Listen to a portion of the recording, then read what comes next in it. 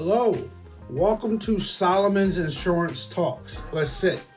I'm Timothy Solomon. I'm the agency owner of Solomon's Insurance Solutions. And today I'm bringing to you a topic that is not well known across the insurance industry. And the topic is an umbrella policy. Most people never even heard of an umbrella policy or what it does or what are you even talking about? It's not raining. That's what I hear when I talk to my clients about covering themselves and their household with an umbrella policy. So, an umbrella policy is insurance for your insurance. I know that sounds weird because they say, Tim, if I already have insurance, why should I get insurance for my insurance? Well, let me tell you why. The umbrella policy covers in and above the policy limits that you already have inside of whether it be your auto policy, your homeowners, your renters. And sometimes an umbrella policy covers things that the other insurance does not cover. So again, an umbrella policy covers excess insurance, meaning in and above your policy limits, and we'll get to that later in a video. Again, the umbrella policy covers all the members of your household. And it covers additional things outside of your policy like libel, slander, and false imprisonment. So those are certain things that you won't find in your renters, your homeowners, and things like that. It covers dog attacks. If your kid's in a school fight and he or she breaks somebody's nose or hurts the other person in an unforeseen manner because it's a school fight, the umbrella policy will take over at that point. Another least known fact is, let's say you cause a 10-car pileup. Pileups are known to happen. If you cause a pileup, the umbrella policy in and above your auto liability limits will take over whatever excess is. So that's if you get sued. You know, it's lawsuit insurance for the insurance you already have. So another example is if you send food to your child's school, let's say y'all making sandwiches, or I remember my father, when I was in 5th grade, we had Cinco de Mayo. So we make tacos. That was my contribution. Let's say people got food poisoning or the class got sick. Your excess insurance will cover that. Your umbrella insurance will cover those events. Okay? So, another event that people don't think about is if your teenage child, say you leave town, they're old enough to stay at home, throws a pool party. And then they have alcohol at this party. If one of the teens who are at the party get pulled over, drunk, or causes any harm, and those parents, the teen's parents, decide to sue you, guess what? You are liable. That's when your umbrella policy will take over that. Okay? The real question about your umbrella policy is, are you at risk of being sued? And for how much are you at risk for being sued? If you're not at risk for being sued at all, you should never talk about an umbrella policy. But if you're at risk for being sued, whether it be negligence on your children, negligence on yourself, negligence on your property, you should always consider an umbrella policy, and you talk to your agent about that. Here are some situations where you should consider an umbrella policy. If you own a trampoline, most people don't think about that. Kids come over. I didn't grow up with a trampoline. We always went to my friend's house who had a trampoline. We did back flips and front flips and all kind of stuff through the trampoline, just being children.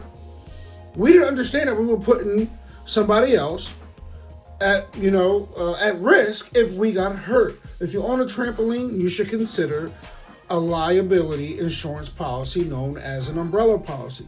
If you own a hot tub, okay? If you employ staff at your house, a cook, a nanny, whatever staff you employ at your house, you should consider an excess policy known as an umbrella policy. If you host large parties, if you have a wife or a significant other who likes throwing parties, dinner parties, and things like that, and the more people at your house, the more possibility people will get exposed to liable events at your home. Then you should consider an umbrella policy and talk to your agent about that. If you are a well-known public figure, very important. Well-known public figures, people assume you have money. They assume you can cover a lawsuit. If you are a well-known public figure, you should have an umbrella liability policy to cover your court costs. If you're found guilty of any liability, you should have an umbrella policy.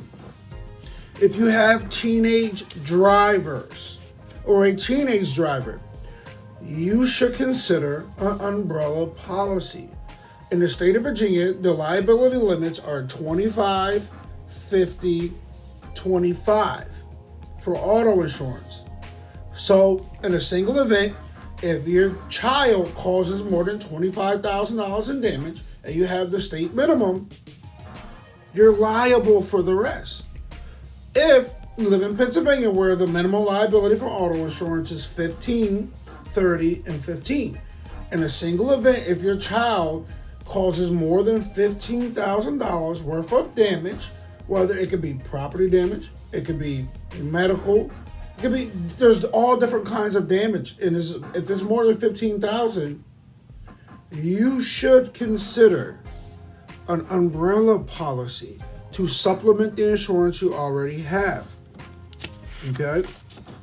So, if you own a dog, you should definitely consider an umbrella policy.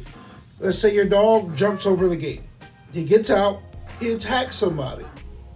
Most people, homeowners policy doesn't cover the minimum amount of medical treatment for a dog attack.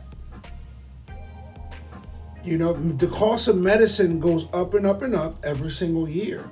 So if you have a $10,000 liability limit or a $25,000 and your dog causes $40,000 worth of damage, you're liable for the difference in insurance. That's going to eat at your savings. It's going to eat at your future income. Okay?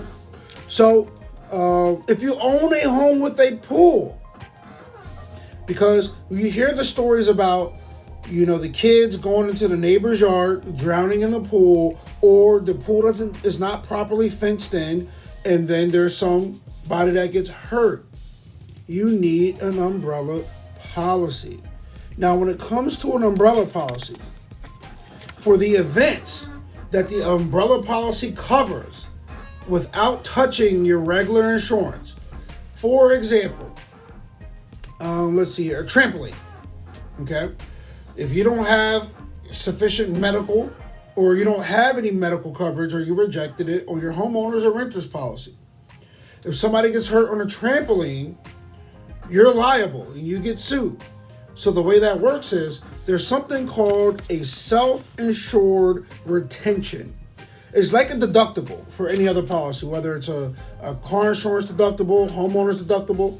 If it's something that happens, a peril that causes your umbrella policy to be activated and no other insurance is there, you have to pay a self-insured retention fee. In most states, it's a percentage of whatever it is. It's a deductible. So you still have to make sure when it comes to insurance that you still have liquid money in your account and in your savings account, because insurance is there to restore you back to the point you were when you got the insurance. Insurance is not intended to improve your financial position or your position in any way. It's there to restore the position. Now, I appreciate you taking the time out to listen to me today. This is my first video in 2021 this year. So thank you for tuning in to Solomon's Insurance Talks. Please like and subscribe. I enjoy what I do. If you have any questions, be sure to contact my office. You can Google Solomon's Insurance Solutions, LLC. You'll get my phone number and my email right then and there. I will take care of any questions you do have. Thank you. Like and subscribe. You take care.